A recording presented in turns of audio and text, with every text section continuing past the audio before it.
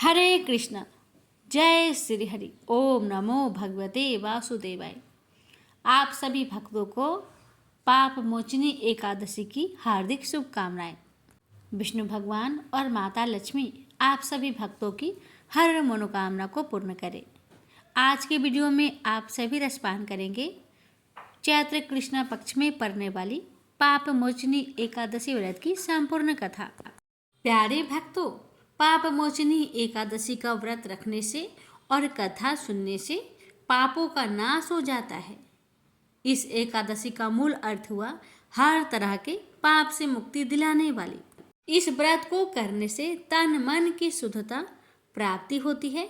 साथ ही व्रत के दौरान जो व्रती गलत कार्य को नहीं करने का संकल्प लेता है उसके सभी दुख भी दूर हो जाते हैं। इससे व्यक्ति को मानसिक शांति मिलती है। पाप मोचनी एकादशी के बारे में भविष्य उत्तर पुराण और हरिवासर पुराण में भी मिलता है। कहा जाता है कि जो व्यक्ति इस व्रत को रखता है उसे गाय दान करने जितना पुण्य मिलता है। सभी पापों से मुक्ति मिलती है। इस व्रत को करने से मनुष्य जहाँ विष्णु पद को प्राप्त करता है वहीं उसके समस्त कलुष समाप्त होकर निर्मल मन में श्री हरि का वास हो जाता है। पाप मोचनी एकादशी के दिन भगवान विष्णु के चतुर्भुज रूप की पूजा करने का विधान है। इस दिन भगवान विष्णु को तुलसी दल अर्पित करने से कष्टों का निवारण होता है। भगवान विष्णु के समीप कृपा बरसती है और श्री हरि की पूजा से माँ लक्ष्मी का भी आशीर्वाद मिलता है। पाप मोचनी एकादशी का व्रत करने से मनुष्य के मोक्ष का द्वार खुल जाते हैं। तो आइए प्यारे भक्तों, अपने और अपने पूरे परिवार की मंगल कामना को करते हुए श्री हरि के चरण कमलों को ध्यान करते हुए इस पावन कथा का रसपान करते हैं। हे भगवान, आपकी कथा को कहने वाले और श्रद्धा पूर्वक इस कथा को पूरा सुनने वाले भक्तों की हर मनोकामना को पूर्ण करे, हर कष्टों को दूर करे। आइए भक्तों, अब आप रसपान करेंगे पाप मोचनी एकादशी की व्रत कथा। एकादशी व्रत कथा शुरू करने से पहले मैं आपको भक्त और भगवान की सुंदर कथा सुनाने जा रहे हूँ, जिसको श्रद्धा पूर्वक सुनने से विष्णु भगवान और माता लक्ष्मी की कृपा बनी रहती है। कथा इस प्रकार है। बरसाना में गोविंद दास नाम का एक भक्त रहता था। उसकी एक पुत्री थी जिसका नाम था मुनिया। गोविंद दास के परिवार में मुनिया के अलावा कोई नहीं था। गोविंद दास सारा दिन अपना काम करते और शाम को श्री जी के मंदिर में जाते, दर्शन करते और जो भी संत मंदिर में रुके हुए होते उनकी सेवा करते और उनके साथ सत्संग करते। यही उनका रोज का नियम था। एक बार एक संत ने गोविंद दास से कहा, भैया, हमें नंदगांव जाना है। हमारे पास सामान ज़्यादा है और हमें रास्ता भी नहीं मालूम, तो तुम हमें नंदगांव पहुंचा सकते हो क्या? गोविंद दास बोले, महाराज, ये तो मेरा सौभाग्य है। गोविंद दास ने हाँ भर ली। शाम को गोविंद दास अपनी बेटी से बोला, मुझे एक संत को नंदगांव छोड़ने जाना है। दिन चढ़ने तक आ जाऊंगा, प्रतीक्षा मत करना। अगले दिन गोविंद दास सुबह 4 बजे राधे राधे करते नंगे पांव संत के पास पहुंच गए और संत के सामान और ठाकुर जी की पेटी और बर्तन उठाकर बोले, चलो महाराज, और आगे आगे चलने लगे। भक्तों, एक तो संत जी की उम्र हो चली थी, ऊपर से उन्हें श्वास रोग भी था, इसलिए वे कुछ दूर चलते फिर बैठ जाते। इस तरह रुक रुक कर चलने में नंदगांव पहुंचने में ही देरी हो गई। अब मंदिर पहुंचकर गोविंद दास ने सामान रखा और बोले, महाराज, अब चलते हैं। संत जी बोले, भाई, तुम इतनी दूर से मेरे साथ आए हो, तनिक विश्राम तो कर लो, कुछ जलपान तो कर लो, फिर चले जाना। तो गोविंद दास ने कहा कि ये क्या कर रहे हो महाराज? बरसाने की वृषभानु नंदिनी नंदगांव में ब्याही हुई है, अतः मैं यहाँ जल नहीं पी सकता, ये तो घोर पाप हो जाएगा।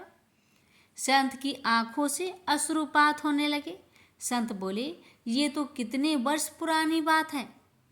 गोविंद दास, तुम गरीब भले ही हो, पर तुम्हारा दिल बहुत नेक है। गोविंद दास संत जी को प्रणाम कर राधे राधे करते रवाना हो गए। सूरज सिर पर चढ़ाया था, ऊपर से सूरज की गर्मी, नीचे तपती रेत। भगवान को दया आ गई। वे भक्त गोविंद दास के पीछे पीछे चलने लगे। एक पेड़ की छाया में गोविंद दास रुके और वहीं मूर्छित होकर गिर पड़े।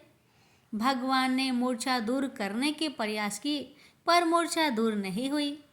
भगवान ने विचार किया कि भक्त के प्राण संकट में है, कोई उपाय नहीं लग रहा।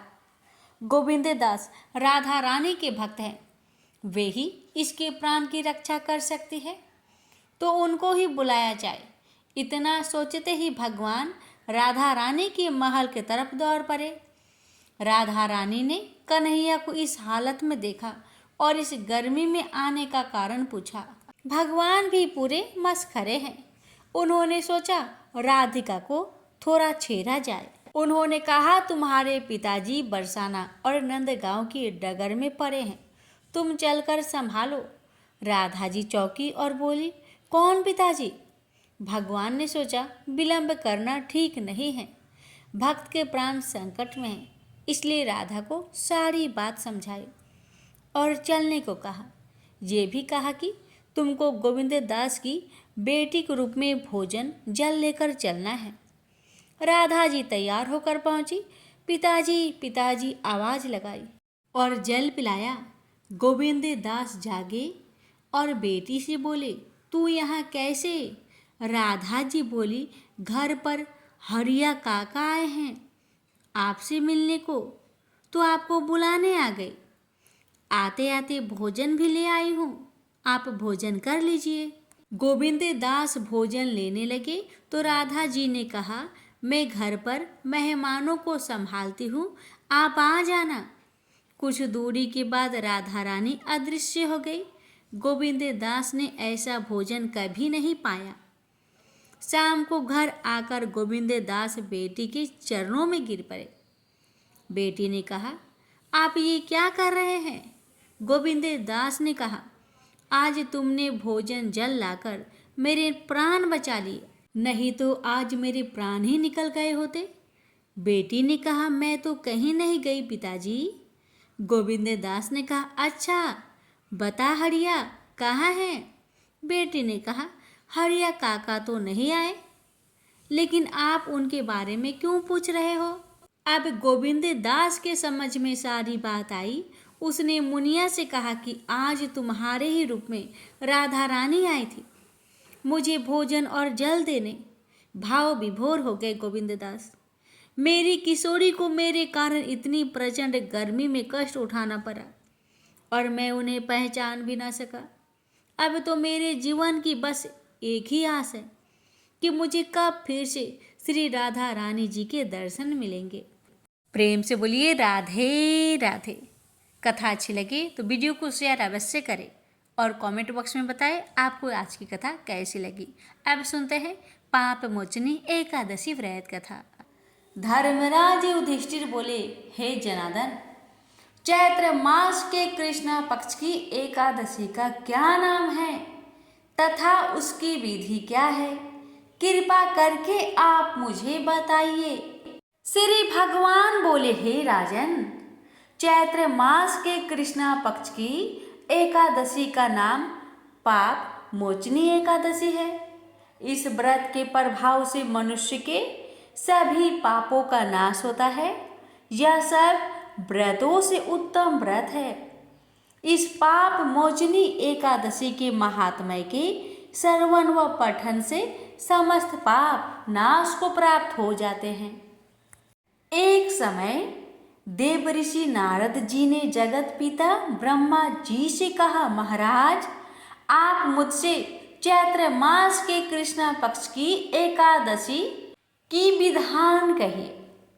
ब्रह्मा जी कहने लगे, हे नारद, चैत्र मास की कृष्ण पक्ष की एकादशी पाप मोचनी एकादशी के रूप में मनाई जाती है।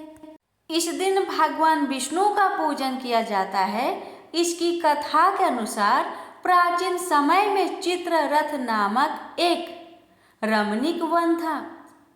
इस वन में देवराज इंद्र गंधर्व कन्याओं तथा देवताओं सहित स्वच्छंद विहार करते थे। एक बार मेधावी नामक ऋषि भी वहां पर तपस्या कर रहे थे।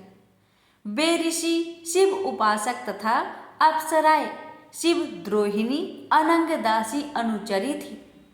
एक बार कामदेव ने मुनि का तप भंग करने के लिए उनके पास मंजू घोषा नामक अप्सरा को भेजा। युवावस्था वाले मुनि अप्सरा के हाव भाव, नित्य गीत तथा कटाक्षों पर मोहित हो गए। रति कीड़ा करते हुए 57 वर्ष व्यतीत हो गए। एक दिन मंजू घोषा ने देवलोक जाने की आज्ञा मांगी। उसके द्वारा आज्ञा मांगने पर मुनि को भान आया और उन्हें आत्मज्ञान हुआ कि मुझे रसातल में पहुंचाने का एकमात्र कारण अप्सरा मंजू घोषा ही है। क्रोधित होकर उन्होंने मंजू घोषा को पिचासनी होने का श्राप दे दिया। श्राप को सुनकर मंजू घोषा ने कांपते हुए ऋषि से मुक्ति का उपाय पूछा। तब मुनिश्री ने पाप मोचनी एकादशी का व्रत रखने को कहा और अप्सरा को मुक्ति का उपाय बताकर पिता चवन्ने के आश्रम में चले गए।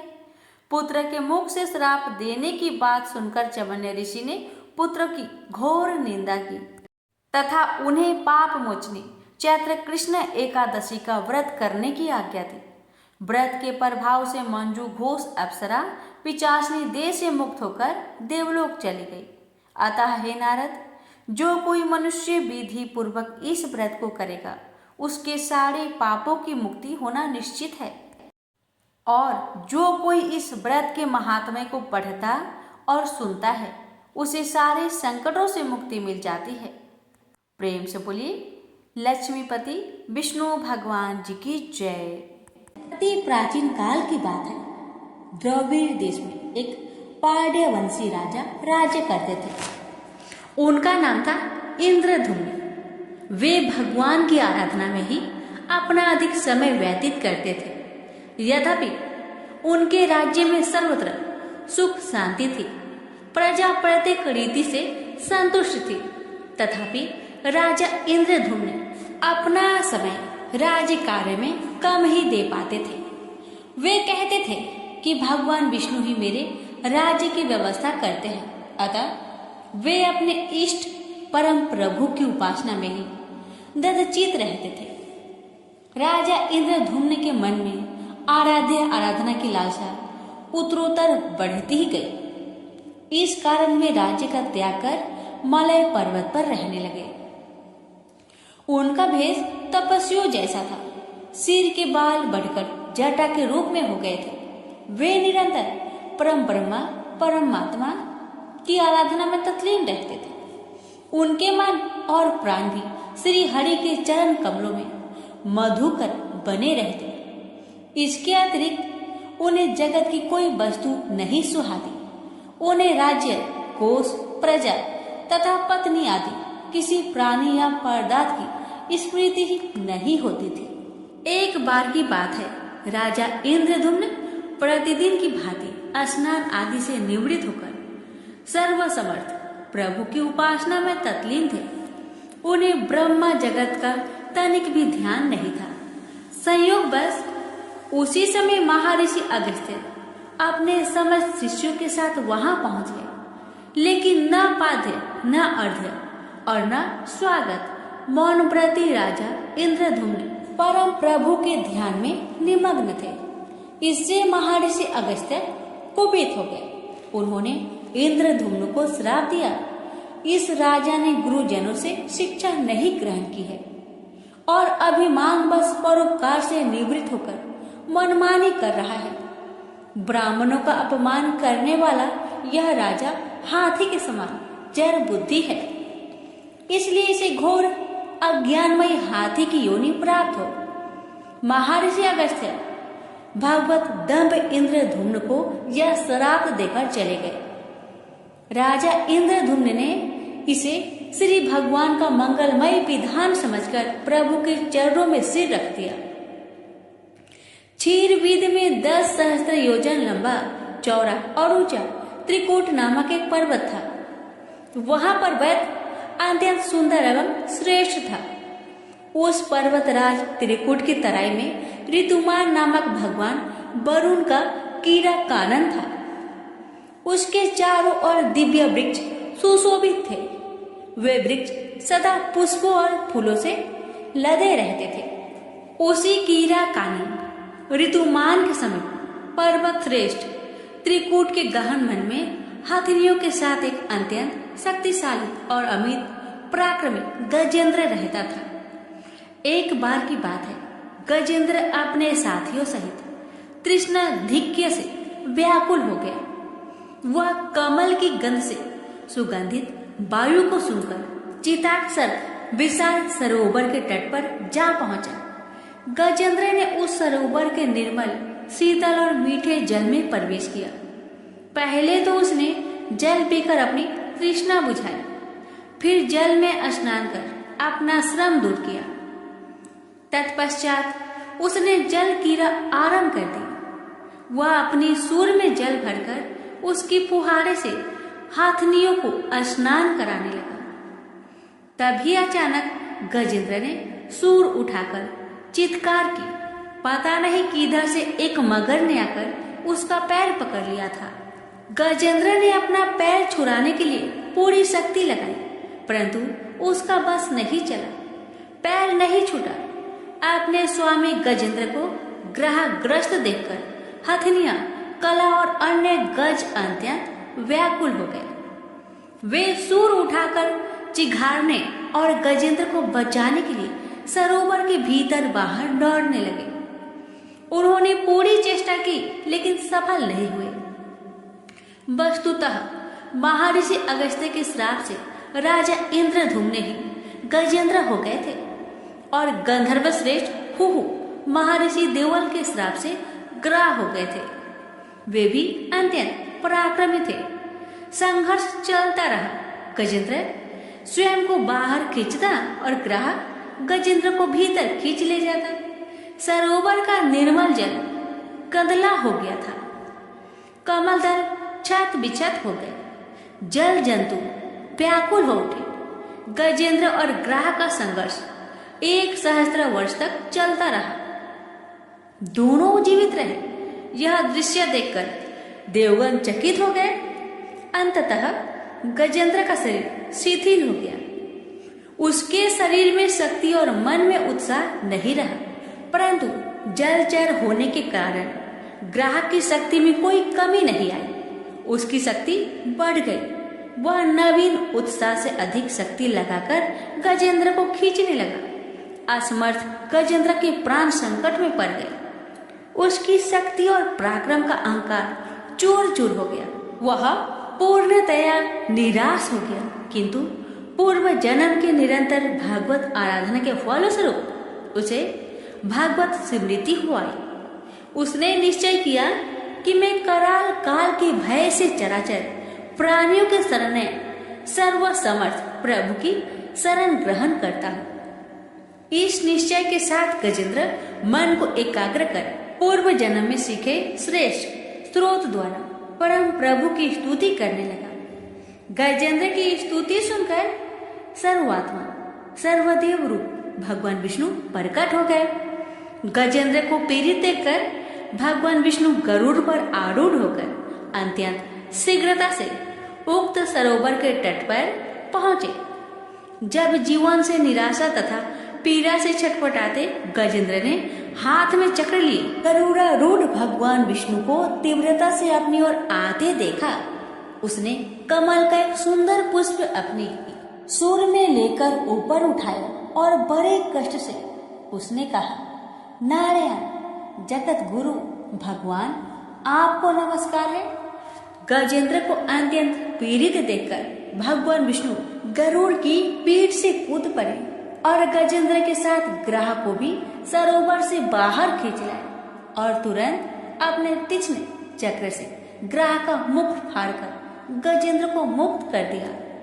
ब्रह्मा आदि देवगण श्री हरि की प्रशंसा करते हुए उनके ऊपर स्वर्ग सुमनों की वृष्टि करने लगे।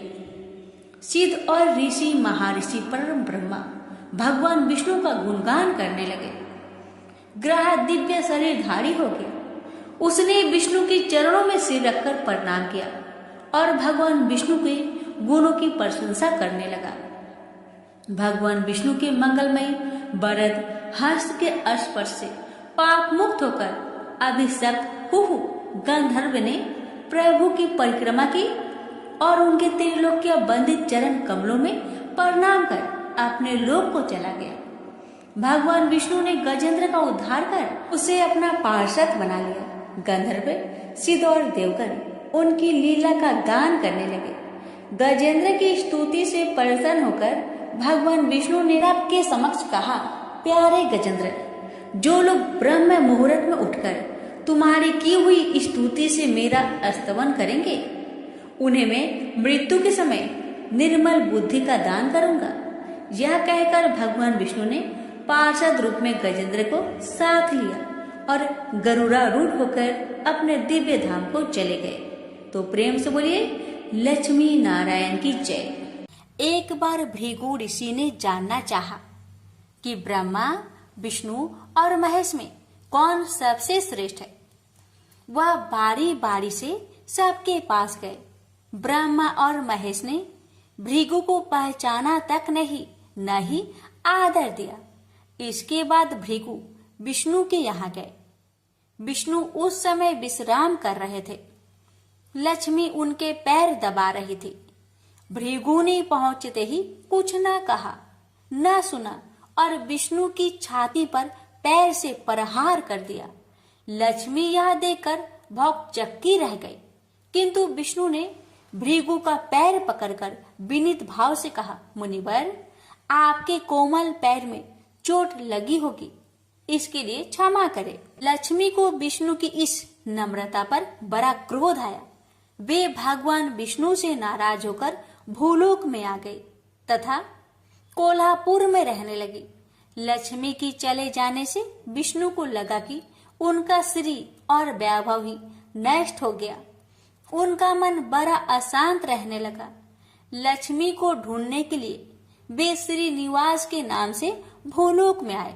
घूमते घूमते वे बेक्टाचल में पर्वत क्षेत्र में बकुला माई के आश्रम में पहुंचे। बकुला माई ने उनकी बड़ी आव भगत की और उन्हें आश्रम में ही रहने को कहा। एक दिन जंगल में एक मतवाला हाथी आया। आश्रमवासी डरकर इधर उधर भागने लगे। श्रीनिवास ने यह देखा तो धनुष बाण लेकर हाथी का पीछा किया। हाथी डरकर भागा और घने जंगल में अदृश्य हो गया। श्रीनिवास उसका पीछा करते करते थक गए थे। वे एक सरोवर के किनारे वृक्ष की छाया में लेट गए। उन्हें हल्की सी झपकी आ गई। थोड़ी देर शोर सुनकर वे जागे। देखा 4-6 लड़कियां उन्हें घेर खड़ी है। श्रीनिवास को जागा हुआ देखकर वे टपक कर बोली, यह हमारी राजकुमारी पद्मावती का सुरक्षित उपवन है। यहाँ पुरुषों का आना मना है। तुम यहाँ कैसे और क्यों आए? श्रीनिवास कुछ जवाब दे इससे पहले ही उनकी दृष्टि वृक्ष की ओट से झांकती राजकुमारी की ओर गई। श्रीनिवास पद्मावती को एकटक देखते रह गए। थोड़ा संयत होकर कहा, देवियों, मुझे पता नहीं था। मैं एक शिकार का पीछा करता हुआ यहाँ आया था। थक जाने पर मुझे नींद आ गई थी, क्षमा करे। श्रीनिवास आश्रम में लौट तो आए, किंतु बड़े उदास रहने लगे। एक दिन बकुला माई ने बड़े प्यार से उनकी उदासी का कारण पूछा। श्रीनिवास ने पद्मावती से भेंट होने की सारी कहानी कह सुनाई। फिर कहा, उसके बिना मैं नहीं रह सकता। बकुला माई बोली, ऐसा सपना मत देखो। कहा हुआ प्रतापी चोल नरेश आकाशराज की बेटी, और कहा तुम आश्रम में पलने बाड़े एक कुल गोत्रहीन युवक। श्रीनिवास बोले, माँ, एक उपाय है, तुम मेरा साथ दो तो सब संभव है। बकुला माई ने श्रीनिवास का सच्चा प्यार देखकर हाँ कर दी। श्रीनिवास ज्योतिष जानने वाली औरत का भेष बनाकर राजा आकाश की राजधानी नारायणपुर पहुंचे। उसकी चर्चा सुन पद्मावती ने भी उस औरत को महल में बुलाकर अपना हाथ दिखाया। राजकुमारी की हस्तरेखा देखकर वह बोली, राजकुमारी, कुछ दिन पहले तुम्हारी भेंट तुम्हारे सुरक्षित उद्यान में किसी युवक से हुई थी। तुम दोनों की दृष्टि मिली थी। उस युवक से तुम्हारी शादी का योग बनता है। पद्मावती की माँ धारणा देवी ने पूछा, यह कैसे हो सकता है? ज्योतिषी औरत बोली, ऐसा ही योग है। ग्रह कहते हैं कोई औरत अपने बेटे के लिए आपकी बेटी मांगने स्वयं आएगी। 2 दिन बाद सचमुच ही बकुला माई एक तपस्विनी का भेष में राजमहल में आई। उसने अपने युवा बेटे के साथ पद्मावती का विवाह की चर्चा की। राजा आकाश ने बकुला माई को पहचान लिया। उन्होंने पूछा, वह युवक कौन है? बकुला माई बोली, उसका नाम श्रीनिवास है। वह चंद्र वंश में पैदा हुआ है। मेरे आश्रम में रह रहा है। मुझे माँ की तरह मानता है। राजा आकाश ने कुछ सोचकर उत्तर देने के लिए कहा। बकुला माई के चले जाने पर आकाश ने राज पुरोहित को बुलाकर सारी बात बताई। राज पुरोहित ने गणना की, फिर अपनी सहमति देते हुए कहा, महाराज, श्रीनिवास में विष्णु जैसा देवगुण है। लक्ष्मी जैसी आपकी बेटी के लिए यह बड़ा सुयोग है। राजा आकाश ने तुरंत बकुला माई के यहाँ अपनी स्वीकृति के साथ विवाह की लग्न पत्रिका भेज दी। बकुला माई अब चिंतित हो उठी।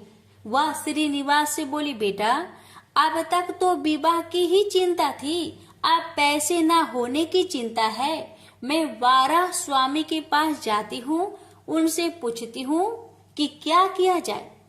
बकुला माई श्रीनिवास को लेकर वराह स्वामी के पास गई और श्रीनिवास के विवाह के लिए धन की समस्या बताई। तो वराह स्वामी ने 8 दिक्पालों इंद्र, कुबेर, ब्रह्मा, शंकर आदि देवताओं को अपने आश्रम में बुलवाया। फिर श्रीनिवास को बुलवाकर कहा, तुम स्वयं इन्हें अपनी समस्या बताओ। श्रीनिवास ने देवताओं से कहा, मैं चोल नरेश राजा आकाश की बेटी पद्मावती से विवाह करना चाहता हूँ। मेरी हैसियत राजा के अनुरूप नहीं है। मेरे पास धन नहीं है। मैं क्या करूँ? इंद्र ने देवताओं के कोषाध्यक्ष कुबेर से कहा, कुबेर, इस काम के लिए तुम श्रीनिवास को ऋण दो। कुबेर ने कहा, ऋण तो मैं दे दूंगा, पर उसे यह वापस कब और कैसे करेंगे, इसका निर्णय होना चाहिए। श्रीनिवास बोले, इसकी चिंता मत कीजिए, कलयुग के अंत में मैं सब ऋण चुका दूंगा। कुबेर ने स्वीकार कर लिया। सब देवताओं की साक्षी में श्रीनिवास ने ऋण पत्र लिख दिया। उस धन से श्रीनिवास और पद्मावती का विवाह बड़ी धूमधाम से हुआ। तभी नारद ने कोल्हापुर जाकर लक्ष्मी को बताया, विष्णु ने श्रीनिवास के रूप में पद्मावती से विवाह कर लिया है। दोनों वेंकटाचलम पर्वत पर रह रहे हैं। यह सुनकर लक्ष्मी को बड़ा दुख हुआ। वह सीधे वेंकटाचलम पहुंची, विष्णु की सेवा में लगी, पद्मावती को भला बुरा कहने लगी। श्रीनिवास विष्णु रूप मेरे पति है, तुमने इनके साथ विवाह क्यों किया? दोनों में वाक युद्ध होने लगा तो श्रीनिवास को बड़ा दुख हुआ। वे पीछे हटे और पत्थर की मूर्ति के रूप में बदल गए।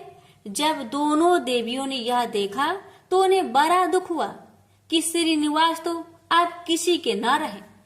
इतने में शीला विग्रह से आवाज आई, देवियों, अब मैं इस पत्थर पर वेंकटेश्वर स्वामी के नाम से अपने भक्तों का अभिष्ट पूरा करता रहूंगा। उनसे प्राप्त चढ़ावे के धन द्वारा कुबेर के कर्ज का ब्याज चुकाता रहूंगा।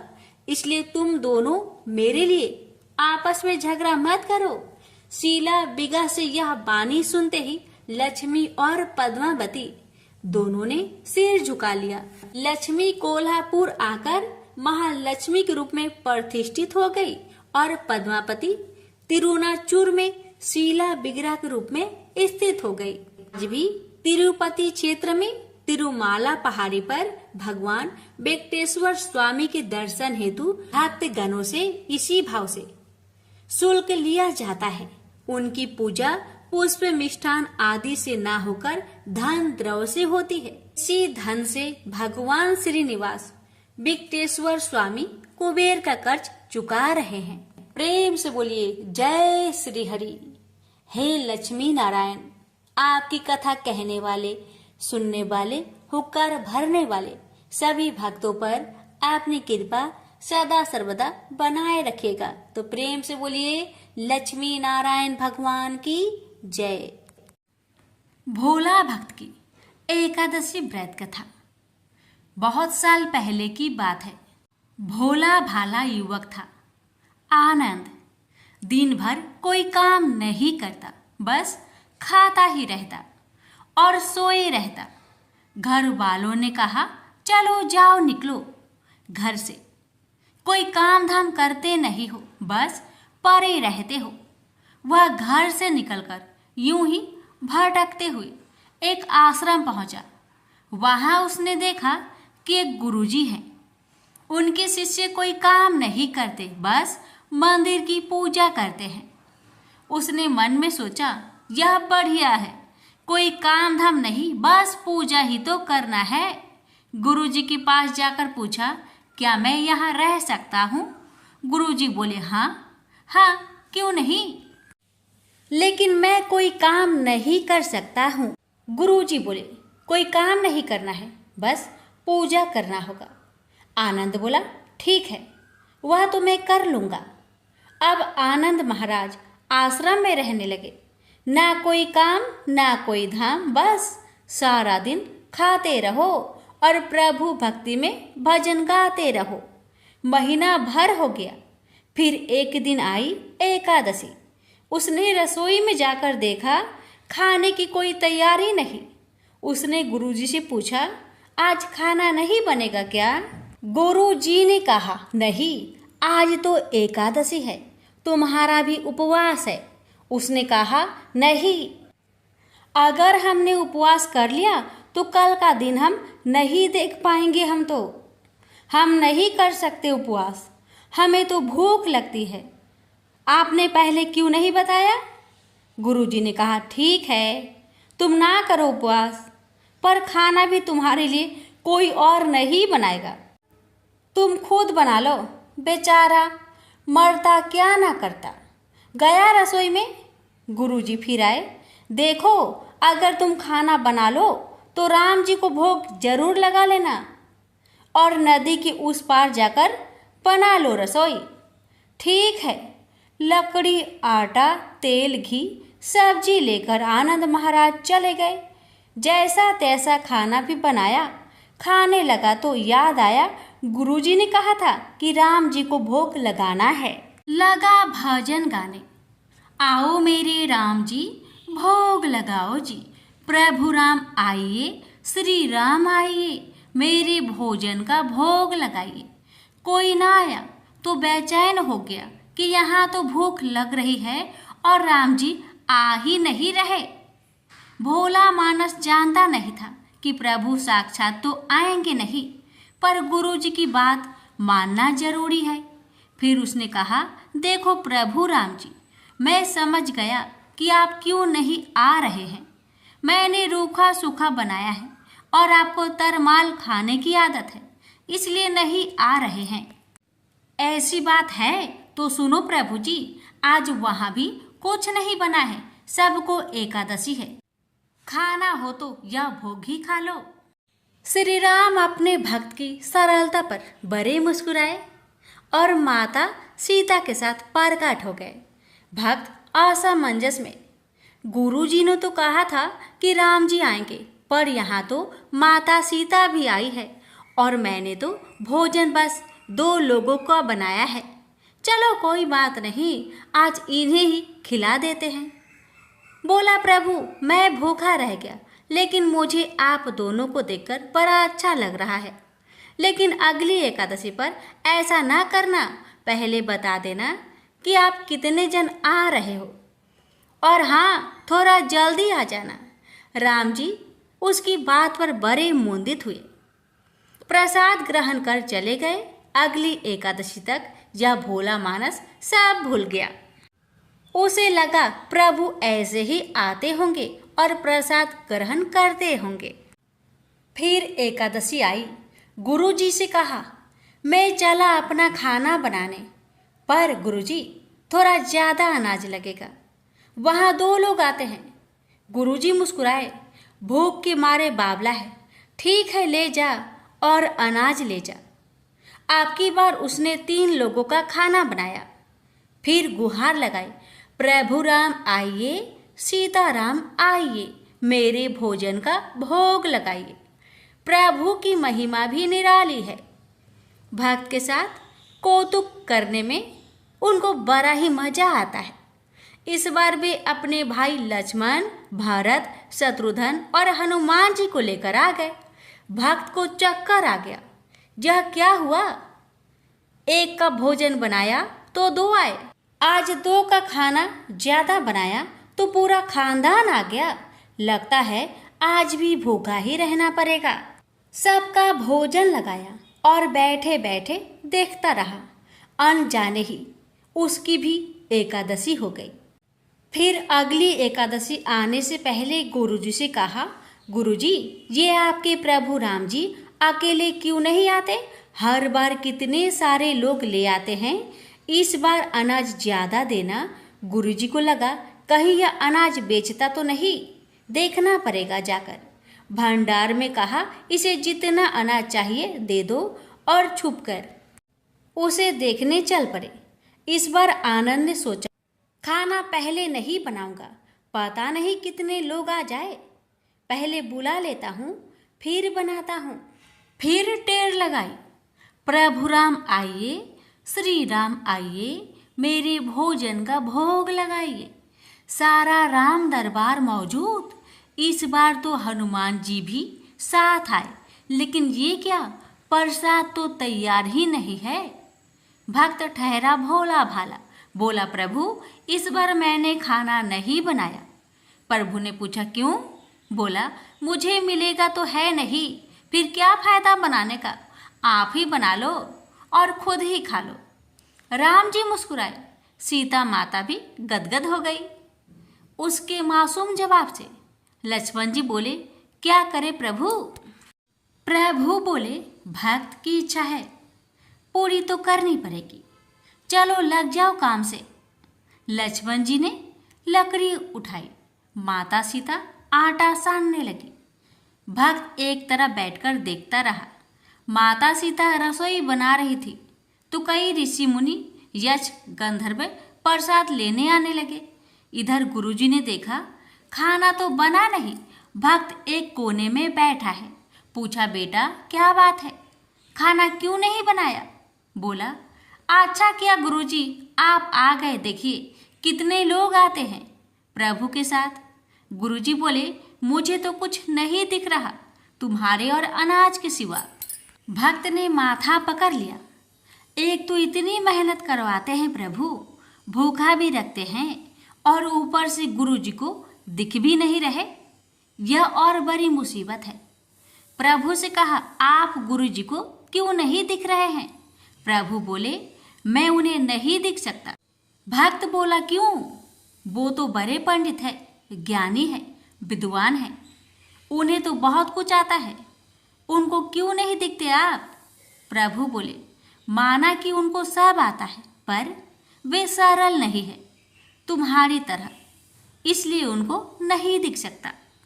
आनंद ने गुरुजी से कहा, गुरुजी प्रभु कह रहे हैं आप सरल नहीं है, इसलिए आपको नहीं दिखेंगे।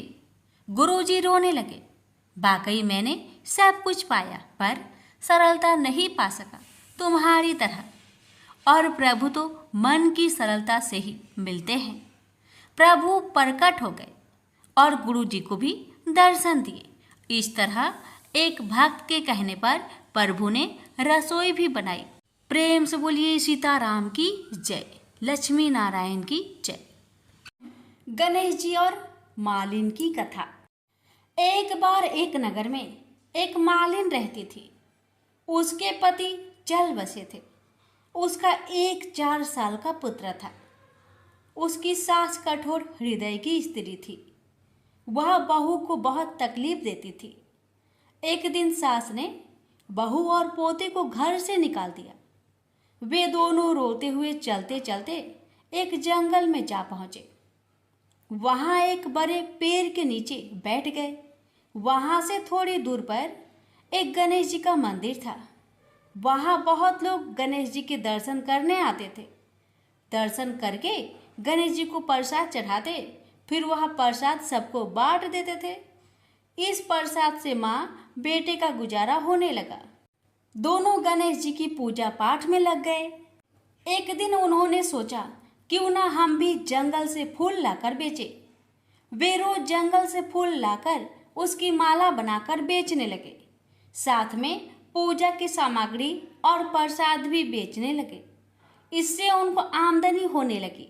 गणेश जी की कृपा से आमदनी बढ़ने लगी। जल्दी ही उन्होंने एक मकान और एक दुकान बना लिया। एक राजा की लड़की मंदिर में रोज पूजा करने आती थी।